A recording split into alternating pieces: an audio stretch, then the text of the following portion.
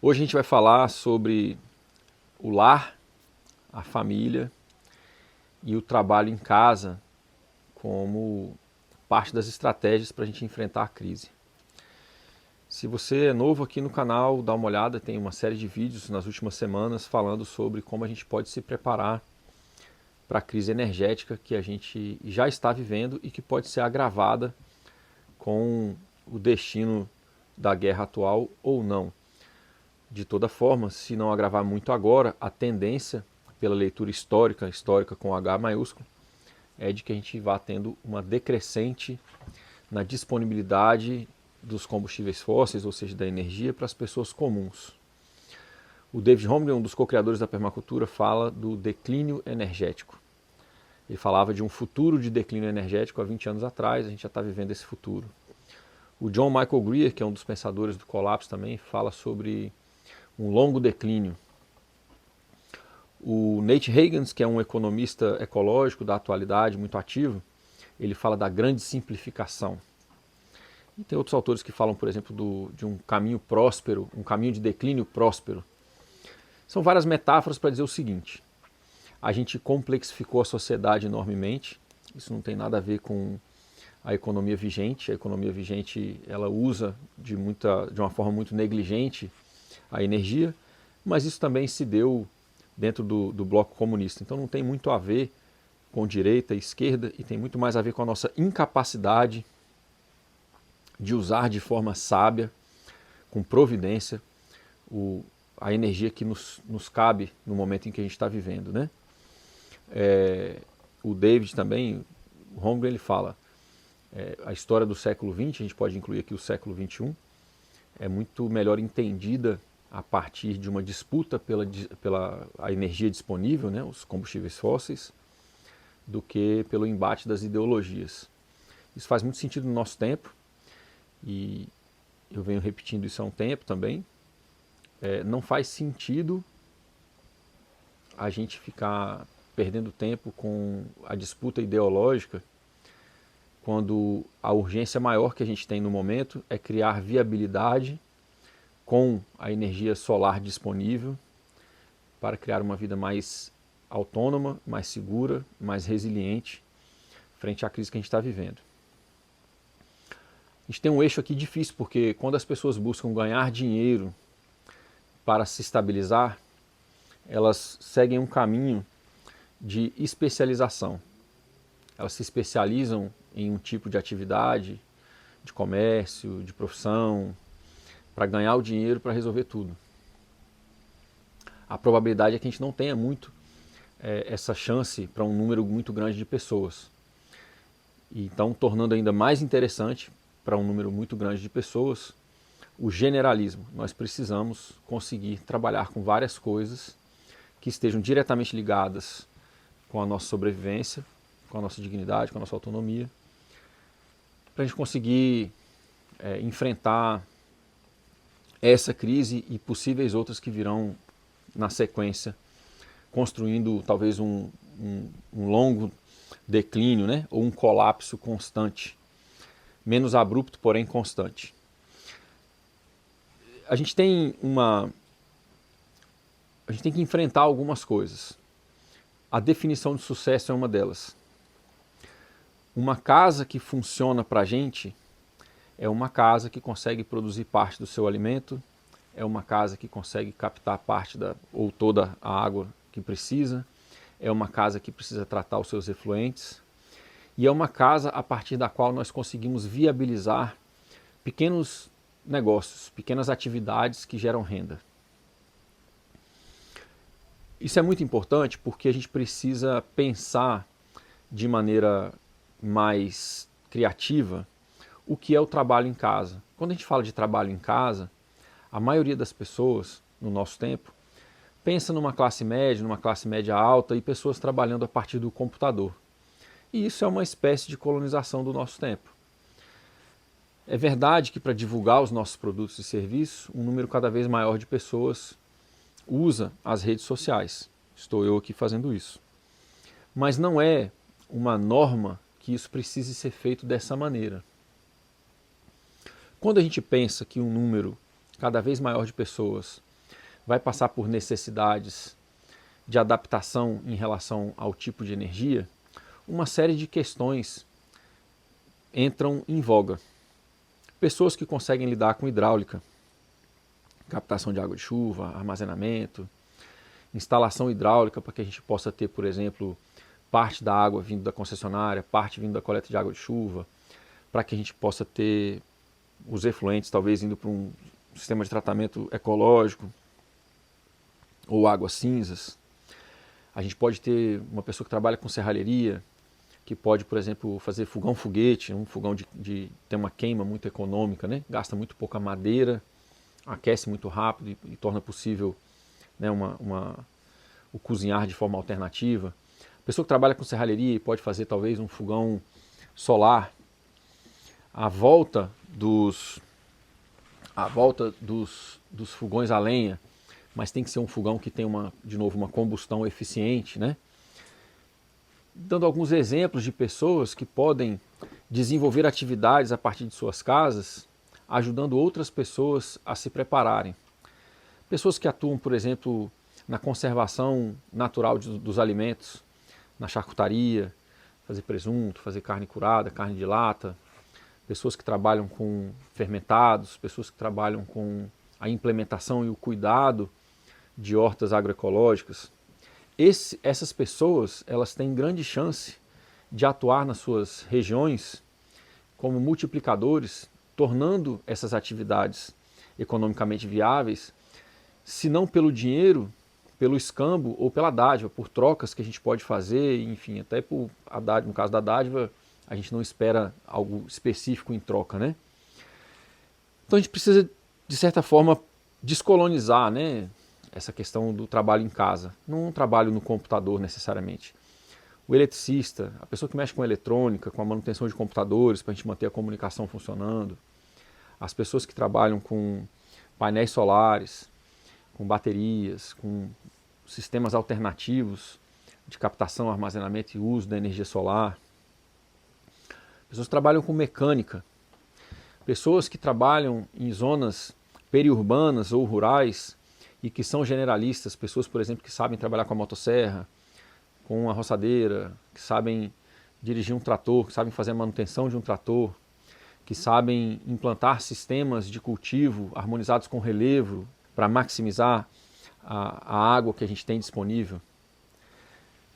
Todos esses exemplos são exemplos de trabalho em casa, que não tem nada a ver com um computador, que não tem nada a ver com uma classe média, média alta, que tem um trabalho de home office, que é um trabalho em casa. Então, normalmente quando a gente joga para o inglês, a gente acaba encobrindo um significado que interessa mais às pessoas, né? O home office é um estado de trabalhar em casa, enfim, denota, classifica, né, e joga para essa coisa da classe média, média alta. Mas o papel do lar, ele é um papel diferente no nosso tempo da crise. Ele é um papel de recuperar uma economia alternativa que mantém dignidade, segurança alimentar, soberania alimentar, frente à possibilidade de a gente ter cada vez menos acesso aos combustíveis fósseis e com isso ter interrupções dos sistemas alimentares, e com isso ter uma inflação crescente, perda do poder aquisitivo, perda da empregabilidade. Então, é muito pouco útil esperar que o governo resolva isso, porque é um sistema muito grande, centralizado, precisa de um voto massivo, de mudanças muito sistêmicas, para que elas possam ser implementadas de cima para baixo. Isso leva muitos anos. Ao passo que as mudanças que a gente faz no território, com as relações imediatas, a gente consegue ter o feedback imediato delas, ver se elas estão funcionando ou não, para que a gente possa ir corrigindo o caminho, né, corrigindo as decisões e construindo essa autonomia. Nos vídeos que eu venho fazendo, muitas pessoas dizem, olha, eu não posso sair da cidade.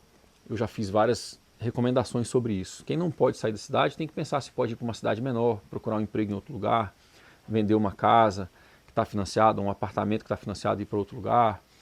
E se a pessoa não pode de jeito nenhum sair, ela precisa pensar as 5 áreas essenciais do viver: casa, alimentação, água, saúde e mobilidade. E descobrir como que ela pode desenvolver autonomia. Na maioria das vezes está diretamente ligado com desenvolver uma relação direta com produtores rurais. Isso não quer dizer comprar na feira. Desenvolver um relacionamento com produtores rurais significa você encontrar outras famílias e comprar direto do produtor para que ele nem precise ir à feira. Um relacionamento desenvolvido onde você depende dele e ele passa a depender desse grupo de famílias porque elas também estão colocando um fluxo de caixa adiantado para ele. As feiras agroecológicas são importantíssimas, mas é muito provável que elas não consigam manter o número de pessoas que vai recorrer a elas caso os supermercados falhem.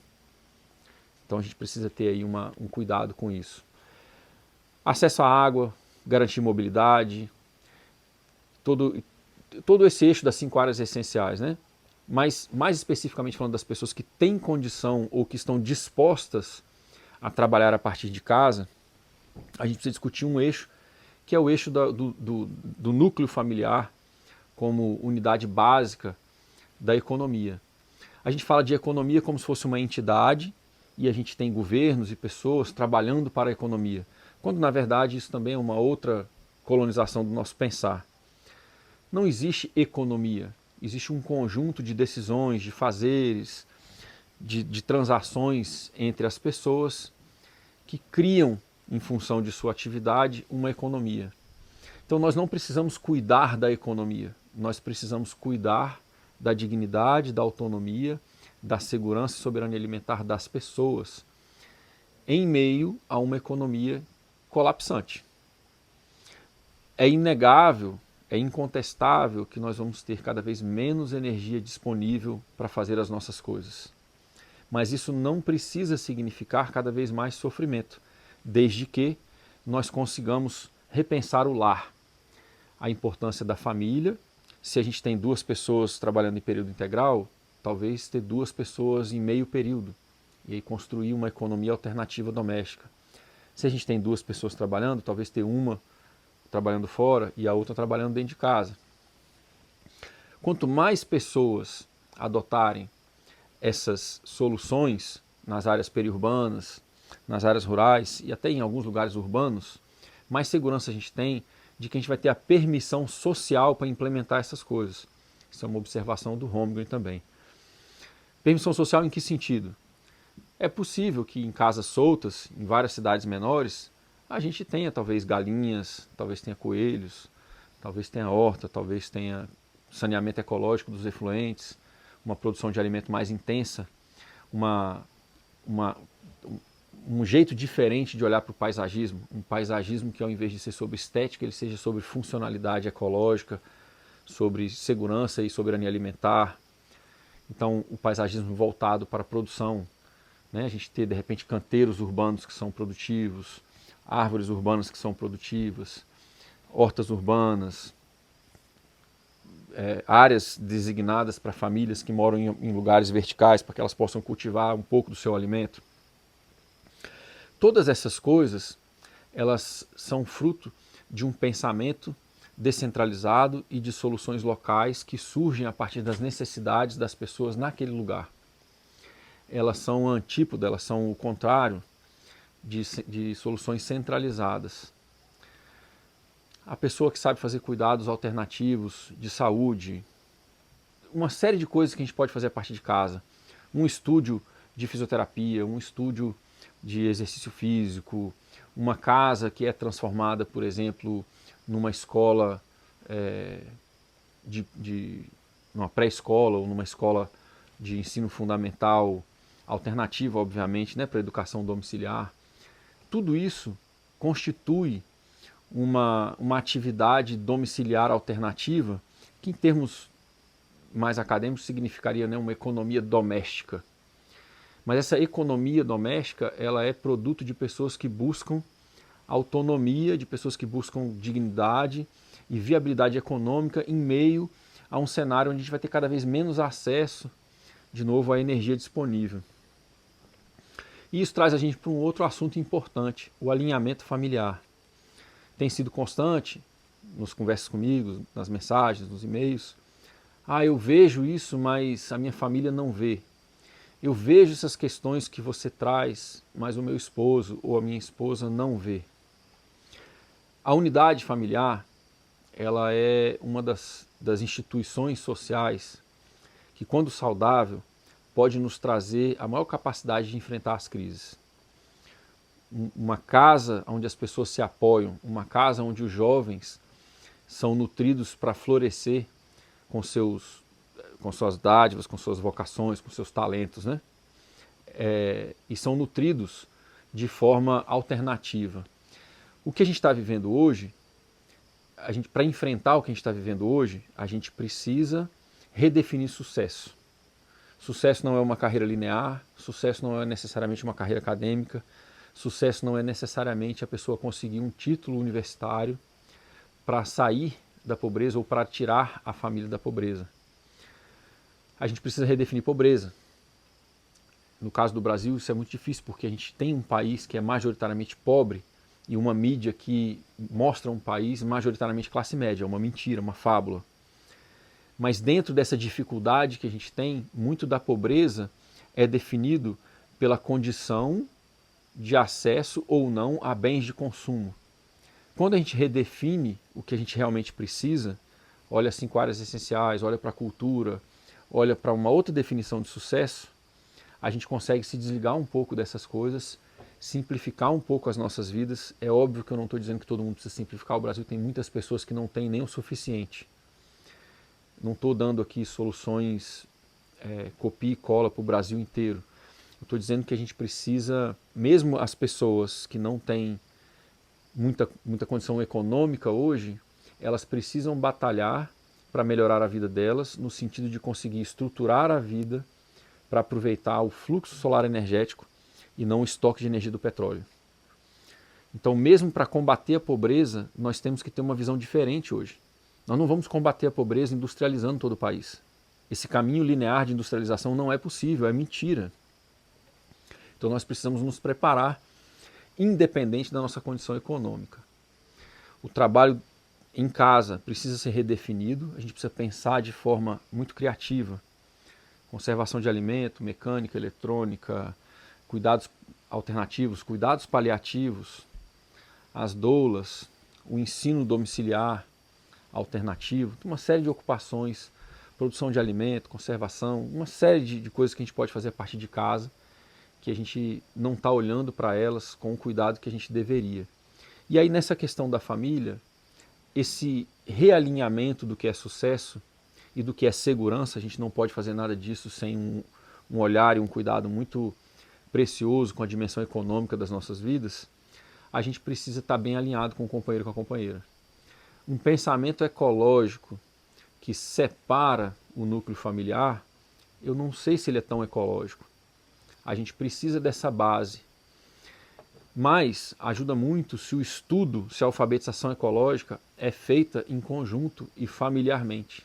Quando a gente tem uma das pessoas do casal estudando alfabetização ecológica, tentando entender o que está acontecendo no mundo, alfabetização energética, e a outra não, a gente cria uma separação. A gente, inclusive, muitas vezes isso dá divórcio. E muitas vezes, quando uma pessoa estuda um determinado assunto e a outra não, vira às vezes um cabo de guerra entre um casal que já está sofrendo várias pressões e vira mais uma pressão para o casal, mais uma discussão, mais um ponto de atrito. A ideia é de que a busca por autonomia, por segurança, seja pensada de forma integral e sistêmica e seja pensado pelas pessoas que são responsáveis pela família.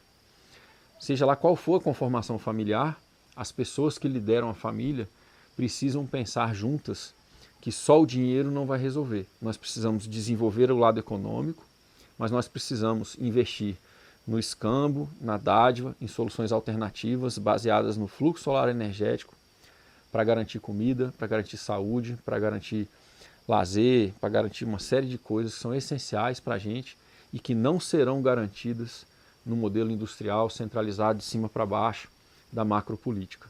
Você que tem assistido os vídeos, tem mandado para sua família, tem mandado para o seu companheiro, para sua companheira, para o seu esposo, para sua esposa, tenta fazer dessa busca por conhecimento uma coisa de união. Tenta fazer disso uma jornada que a família pode fazer junta. Uma jornada que inclui as pessoas mais jovens, os filhos, que incluem até as pessoas mais velhas, os avós.